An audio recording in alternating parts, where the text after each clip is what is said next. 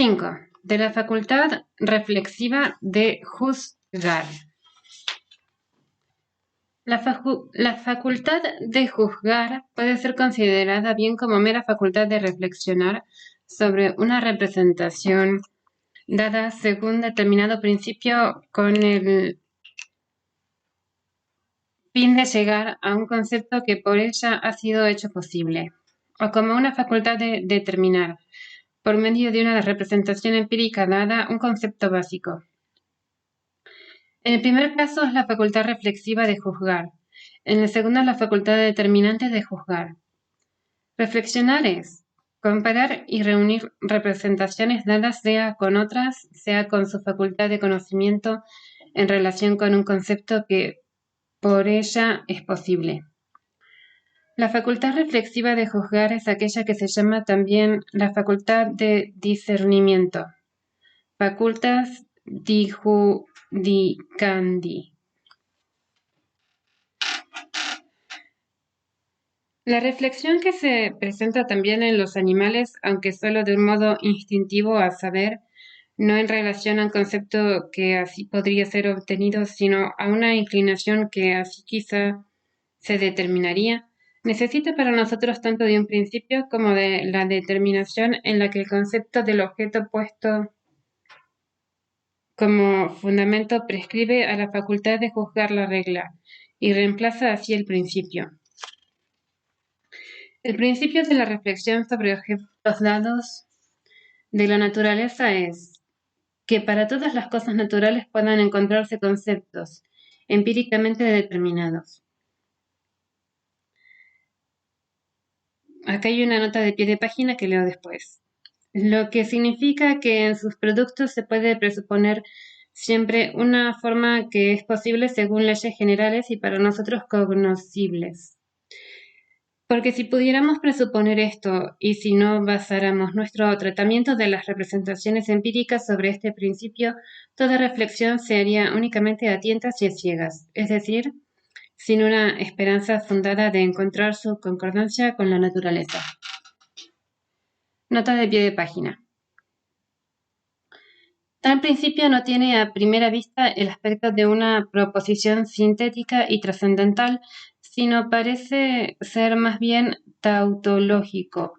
y pertenecer a la mera lógica, porque ésta enseña cómo se puede comparar una representación dada con otras y formarse un concepto, extrayendo como una característica para el uso general lo que ella tiene de común con distintas representaciones. Nada enseña sobre sí la naturaleza. A ver, esto es raro. Nada enseña sobre si la naturaleza puede presentar para cada objeto muchos otros más como elementos de comparación que posean algo en común con él en la forma.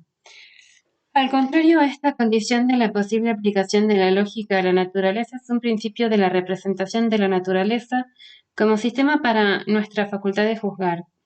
en el que lo múltiple, clasificado por especies y géneros, permite reducir a conceptos de mayor o menor generalidad por medio de la comparación todas las formas de la naturaleza que se presenten. Y si bien es cierto que ya el entendimiento puro enseña,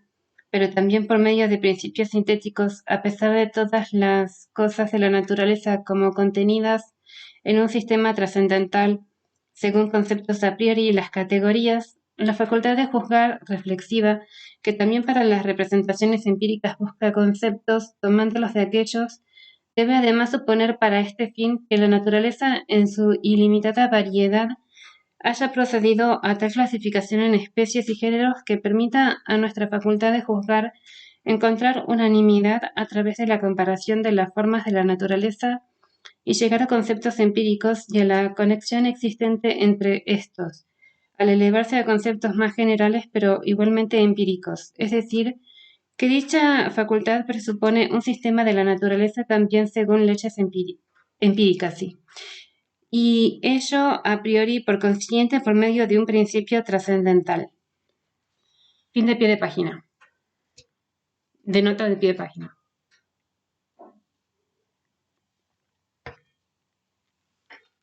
En lo referente a los conceptos generales de la naturaleza,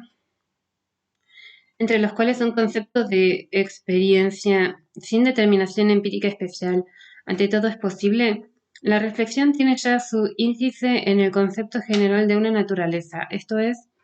en el entendimiento y la facultad de juzgar no necesita principio especial de reflexión, sino que la esquematiza a priori y aplica estos esquemas a toda síntesis empírica, sin la cual ningún juicio de experiencia sería logrado. La facultad de juzgar en su reflexión es aquí al mismo tiempo determinante y su esquematismo trascendental le sirve a la vez de regla en la cual son subsumidas las intuiciones empíricas dadas. Sin embargo, para obtener conceptos que primero deben ser encontrados para intuiciones empíricas dadas y que presuponen una ley especial de la naturaleza según la cual únicamente es posible la experiencia particular, la facultad de juzgar necesita un principio peculiar e igualmente trascendental de su reflexión, y no se la puede volver a remitir a leyes empíricas ya conocidas, ni transformar la reflexión en una mera comparación con formas empíricas para las que ya se dispone de conceptos. Porque el problema es cómo se podría llegar por la comparación de las percepciones a conceptos empíricos de lo que es común a las distintas formas de la naturaleza, si la naturaleza, como es posible pensarlo, hubiera colocado en estas, a causa de la gran variedad de sus leyes empíricas, una disparidad tan grande que toda comparación, o por lo menos la más amplia, sería incapaz de elaborar entre ellas una unanimidad o jerarquía de especies y géneros.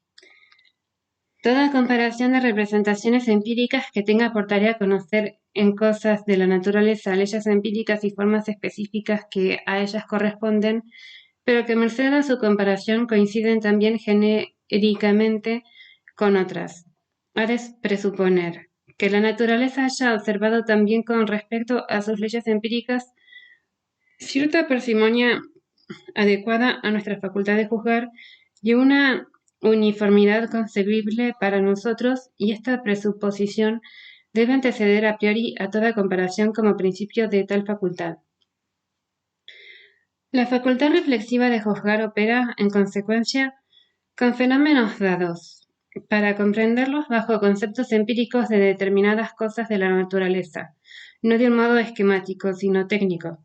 no solo mecánicamente como un instrumento dirigido por el entendimiento y los sentidos, sino artísticamente,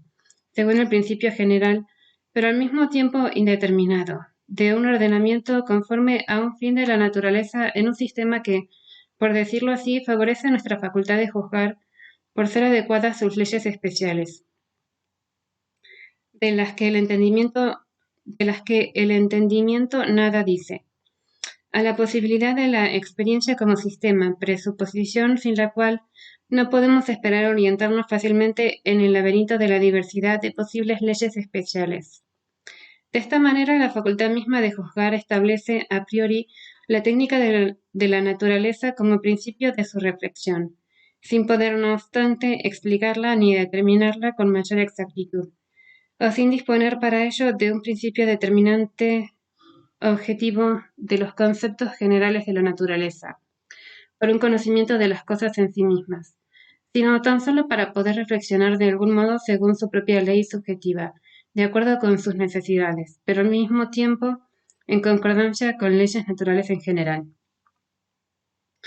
El principio de la facultad reflexiva de juzgar, por el cual la naturaleza se concibe como sistema según leyes empíricas, es empero tan solo un principio para el empleo lógico de esta facultad, principio trascendental por cierto según su origen, más únicamente para considerar a priori la naturaleza como cualificada en un sistema lógico de su diversidad según leyes empíricas. La forma lógica de un sistema consiste solo en la clasificación de conceptos generales dados, como lo es aquí el de una naturaleza en general, de tal modo que se piensa lo particular, aquí la empírico, con su variedad como contenido dentro de lo general según determinado principio. Pero para ello se necesita, cuando se procede empíricamente y se va elevando de lo particular hacia lo general, una clasificación de lo múltiple, esto es, una comparación entre sí de varias clases, de las cuales cada una se halla dentro de determinado concepto, y cuando aquellas, según la característica común, estén completas, su comprensión en clases superiores, géneros, hasta que se llegue a aquel concepto que incluye el principio de la clasificación entera y forma el género supremo. Cuando en cambio se parte del concepto general para descender al particular mediante una clasificación total, esta acción se llama la especificación de lo múltiple bajo un concepto dado, ya que se progresa desde el género supremo hacia los inferiores, subgéneros o especies, y de especies a subespecies. La expresión es más exacta si en lugar de decir, como en el lenguaje común, que se debe especificar lo particular que se halla bajo algo general, se dice más bien que se especifica el concepto general, enumerando lo múltiple en él. Porque el género, considerado lógicamente, es algo así como la materia o el substrato bruto que la naturaleza, a través de variada determinación, elabora en especies y subespecies particulares, y así se puede decir que la naturaleza se especifica a sí misma de acuerdo con determinado principio, o la idea de un sistema, según la analogía del empleo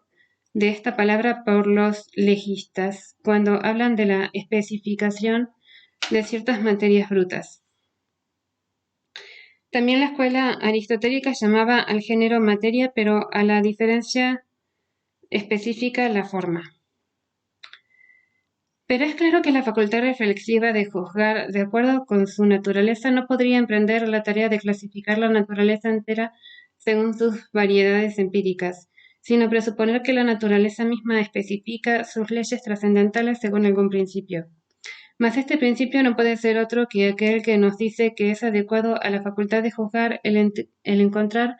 en la infinita diversidad de las cosas, según leyes empíricas posibles, suficiente afinidad de las mismas para comprenderlas dentro de conceptos empíricos, clases y estos dentro de leyes más generales, géneros superiores, y poder llegar así a un sistema empírico de la naturaleza. Del mismo modo que tal clasificación no es un conocimiento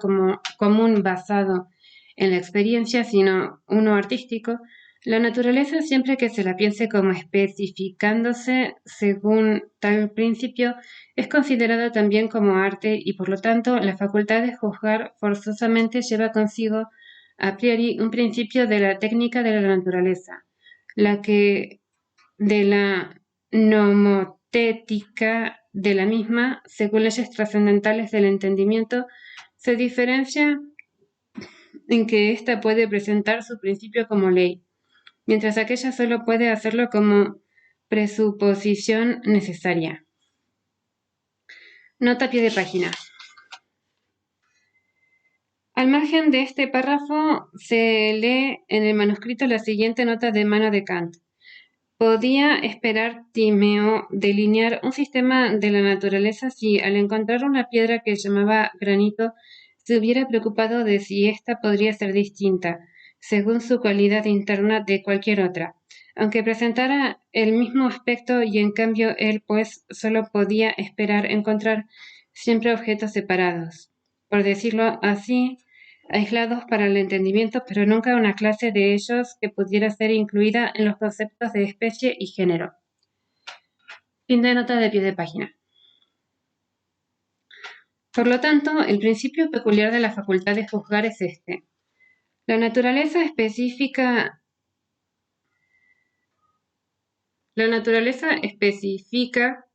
sus leyes generales en empíricas, de acuerdo con la forma de un sistema lógico para uso de la facultad de juzgar. De aquí nace el concepto de una finalidad de la naturaleza y nace como concepto específico de la facultad reflexiva de juzgar, no de la razón, poniéndose la finalidad no en el objeto sino en el sujeto, y más exactamente en su mera facultad de reflexionar. Porque conforme a fin llamamos a aquello cuya existencia parece suponer una representación de esta misma cosa, pero las leyes de la naturaleza que están hechas y se relacionan unas con otras de tal modo como si la facultad de juzgar las hubiera delineado para su propia necesidad, son parecidos a la posibilidad de las cosas, la cual presupone como principio de las mismas una representación de estas cosas. Por consiguiente, dicha facultad, por medio de su principio, piensa una finalidad de la naturaleza en la especificación de sus formas por leyes empíricas. Mas no por ello estas formas mismas son pensadas conforme a un fin, sino solo la relación existente entre ellas y su conveniencia para formar, no obstante su gran variedad, un sistema lógico de conceptos empíricos.